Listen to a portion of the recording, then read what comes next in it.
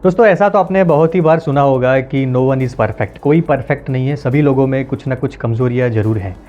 पर वो कमज़ोरियों के ऊपर अगर हम लोग ध्यान दें, उसके ऊपर हम लोग वर्क करें तो धीरे धीरे वो कमज़ोरी से हम लोग बाहर आ सकते हैं।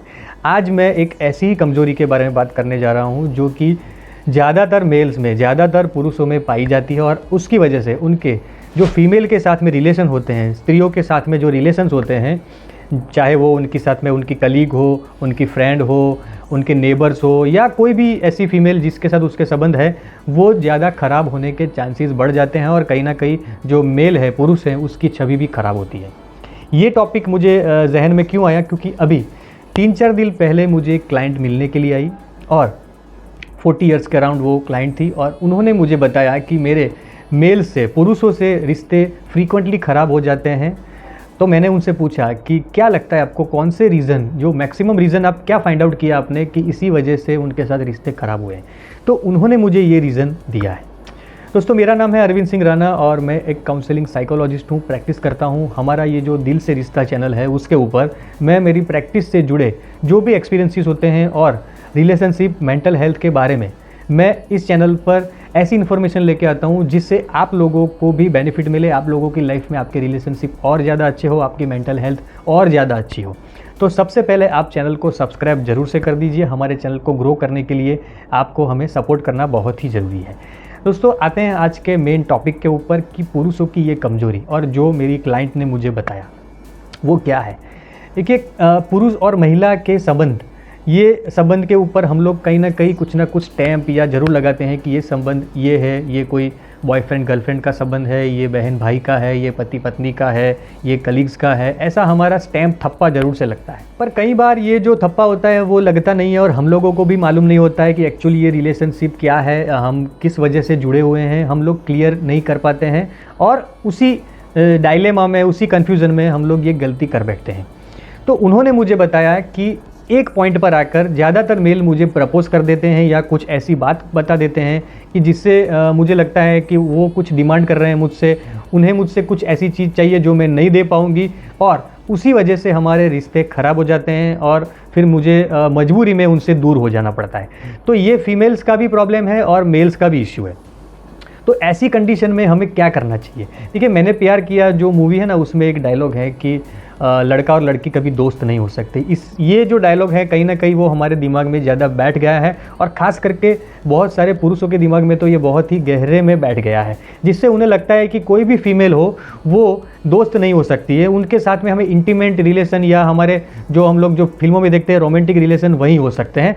तो एक पॉइंट पर अगर जब वो पुरुष को लगता है, वो जज करने लगता है कि हाँ इसका मतलब यही होगा, इसका मतलब यही होगा, क्योंकि फीमेल्स भी अलग अलग तरीके की होती है। कई फीमेल बहुत ज़्यादा एक्सट्रोवर्ट होती है, अपने आप को ज़्यादा एक्सप्रेस करती है, वो एकदम खुले मन की होती है, ज़्यादा बोलती हैं और मेल के साथ में उनको इतना अनकंफर्टेबल नहीं लगता है। तो कहीं ना कहीं ये जो सारी चीज़ें होती है उसका कंक्लूजन मेल निकाल लेता है और मेल को लगता है, पुरुष को लगता है कि ये मेरी तरफ अट्रैक्ट हो रही हैं या इनडायरेक्टली मुझ पर ज़्यादा वो फिदा हो रही हैं। तो वो जजमेंटल स्टेप लेके वो प्रपोज कर देगा या कुछ ऐसी बात बता देगा जो कि फीमेल के लिए ज़्यादा शॉकिंग हो जाएगी और फीमेल उस रिलेशनशिप से फिर दूर हो जाएगी। तो ये गलतियाँ ज़्यादातर मेल्स कर देते हैं। ऐसी कंडीशन में क्या करना चाहिए दोनों को, यानी फीमेल को और मेल को। पहले हम लोग बात कर लेते हैं कि फीमेल को क्या करना चाहिए। अगर आपके भी रिश्ते इसी तरह ज़्यादा ख़राब हो रहे हैं, आपकी दोस्ती के अंदर भी ये जो इंटीमेट रिलेशनशिप वाला जो प्रॉब्लम है वो आ रहा है, तो फीमेल को क्या करना चाहिए। देखिए, सबसे पहले तो मैं आपको कहूँगा कि दोस्ती बनाने में या दोस्ती बढ़ाने में थोड़ा आपको पेशेंस रखना है, थोड़ी आपको धीरज रखनी है और धीरे धीरे स्टेप बाय स्टेप आपको आगे बढ़ना है। फीमेल को एकदम से जजमेंट नहीं ले लेना चाहिए कि ये जो बंदा है वो बहुत ही ऑनेस्ट है, बहुत ही ट्रांसपेरेंट है, ट्रस्टवर्दी है, इसके ऊपर विश्वास कर सकते हैं, ऐसा एकदम से सोच नहीं लेना चाहिए और जजमेंट कंक्लूजन पर नहीं आ जाना चाहिए। स्टेप बाय स्टेप उन्हें आगे बढ़ना चाहिए। और एक चीज़ मैं कम्युनिकेशन की यहाँ पर आपको रेकमेंड करना चाहूँगा कि शुरुआत के स्टेज में बने उतना आप लोग मोबाइल पे, यानी कि व्हाट्सएप और ऐसी चैटिंग की जो एप्लीकेशंस होती है उसके ऊपर या टेलीफोनिकली बात ना करें तो ही अच्छा है, क्योंकि उस कंडीशन में कैसा होगा कि जो चैटिंग वगैरह है उसमें मेल ज़्यादा कंफर्ट फील करते हैं और जो चीज़ वो फेस टू फेस नहीं बोल पाते हैं वो चैटिंग वगैरह में और फ़ोन कॉल में वो बोल देते हैं, उसको हिचकिचाहट नहीं होती है, उनकी हिम्मत बढ़ जाती है। तो आपको ध्यान रखना है कि टेलीफोनिक जो कन्वर्जेशन है वो बहुत ही इमरजेंसी कंडीशन में और जब आप अवॉइड नहीं कर पाते तभी आप करिए। चैटिंग वगैरह भी बहुत लिमिटेड रखिए, कुछ ऐसा काम हो तो ही आप करिए, अदरवाइज़ आप जब फेस टू फेस मिले तभी उनके साथ में बातचीत करिए और तभी उनको समझने की, जानने की कोशिश करिए कि एक्चुअली उनका पर्सनालिटी क्या है।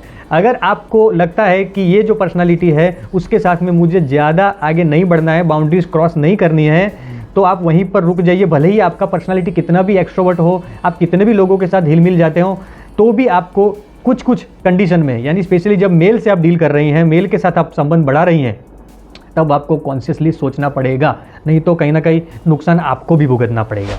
अब आते हैं मेल के ऊपर। देखिए, मेल का जो माइंडसेट है वो मैंने जैसे बोला कि मैंने प्यार किया का डायलॉग है, एक लड़का और लड़की कभी दोस्त नहीं हो सकती, ये उनके जहन में बहुत ही गहरे में बैठा हुआ है। तो पहले तो ये माइंडसेट से हमें निकलना होगा कि जब भी कोई फीमेल फ्रेंड या फीमेल कोई भी हमारे आसपास में कोई कलीग, हमारी पहचान की कोई लड़की हमारे साथ बात करती है, हमारे साथ टाइम स्पेंड करती है या हमसे कुछ शेयर करती है, तो उसका मतलब एक ही नहीं होता है कि वो हमारी तरफ अट्रैक्ट हो रही है या हमारे लिए वो अवेलेबल हैं तो हम उसे प्रपोज कर सकते हैं। उस माइंडसेट में से हमें बाहर निकलना है। इनको भी मैं रेकमेंड करूंगा, पुरुषों को भी, कि आप पेशेंस रखें, आप धीरज रखें।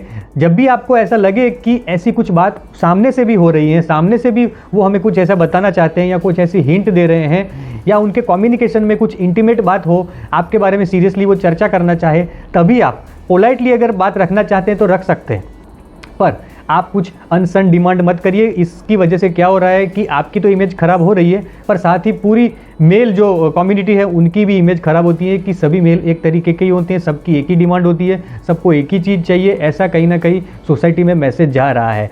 तो आपको किसी भी प्रकार का ठप्पा नहीं लगाना है रिलेशनशिप के ऊपर। जो भी रिलेशन है आपके, वो आप एकदम से हल्के फुल्के सहज रिलेशन आप बरकरार रखिए। उनके साथ में उनको जैसे भी कंफर्टेबल फील हो रहा हो वहाँ तक ही आप उनके साथ में कम्युनिकेशन रखिए, वहाँ तक कि आप जो कुछ भी उनके साथ व्यवहार कर रहे हैं उसमें लिमिटेशन रखिए और ज़्यादा जल्दबाजी में कुछ भी डिसीजन मत लीजिए, क्योंकि इसी वजह से आप कभी भी किसी भी फीमेल के साथ में अच्छे रिलेशनशिप डेवलप नहीं कर पाएंगे। और आप सभी लोग बेहतर तरीके से जानते हैं कि फीमेल और मेल एक दूसरे के पूरक हैं। एक दूसरे की भावनाएं समझना बहुत ही ज़रूरी है, एक दूसरे के जज्बात समझना बहुत ही ज़रूरी है, एक दूसरे की डिग्निटी रखना, रिस्पेक्ट रखना बहुत ही ज़रूरी है। तो दोस्तों, ये दोनों के लिए मेरा मैसेज था, मेल और फीमेल के लिए, और मेरा जो एक्सपीरियंस है वो मैंने आज आपके साथ शेयर किया है। इन्फॉर्मेशन अगर आपको अच्छी लगे तो आप भी ऐसे दोस्तों से, अगर आपका कांटेक्ट है तो उनको ये वीडियो ज़रूर से भेजिए।